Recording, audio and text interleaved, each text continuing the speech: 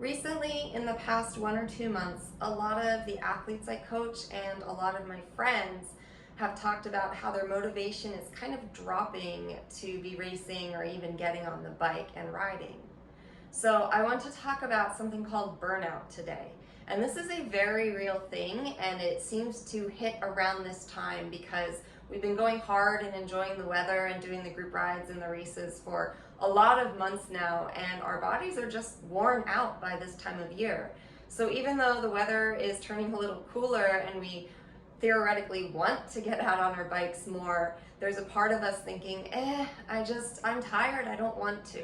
So I'm here to ask you to please listen to that voice. If you keep biking through burnout, you could actually reach a state called overtraining, and that's not a good state to be in because that's when you start noticing physical differences and you can't hit the power, your body is just really fatigued, and that can take weeks, sometimes months to recover from, so please don't get to that point. And there are actually two things that are signals for burnout. The first thing is just feeling that lack of motivation.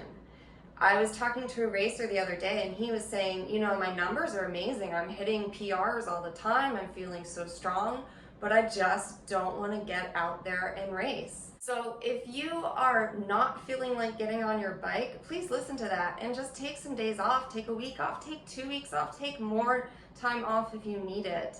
The worst thing you can do is ignore that and then reach an overtraining state. The second thing you might notice is inconsistency in your training and your numbers. If you're very in tune with your body and what you can do, and suddenly you're having a lot of off days, like you'll have some good days where you hit everything well, but then half your days you're not hitting things well, that's another sign. And these are two things that I noticed were starting to hit me about 2 months ago. First, the inconsistency. I know my numbers and I started to not be able to hit them about 50% of the time. And before that, I was always very consistent. So I knew something was a little off. And then I started to have the mental lapses. And I would be doing a hard effort and suddenly I would think, I don't need to be doing this. I could be sitting on the couch and gosh, wouldn't that be nice? I'd almost prefer to just be sitting on the couch right now. And half the time I would actually just give up in the middle of a hard effort. I didn't have the motivation or the mental strength to keep going.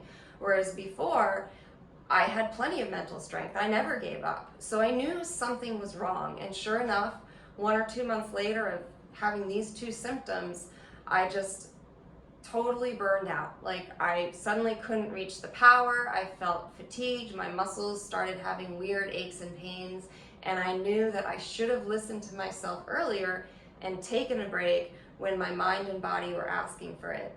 So now I'm in the state of I have to recover for longer. I'm taking about 2 or 3 weeks really easy now, and I'll probably take another 2 or 3 weeks easy later on. But had I listened to my body when I first noticed those symptoms, maybe I could have done just 3, 4, 5 days easy and off. Instead, I didn't listen and I kept pushing, and I got to a point that wasn't healthy or good. So please listen to your body. If you sense burnout, don't keep going. Take a rest. You'll come back even stronger for it.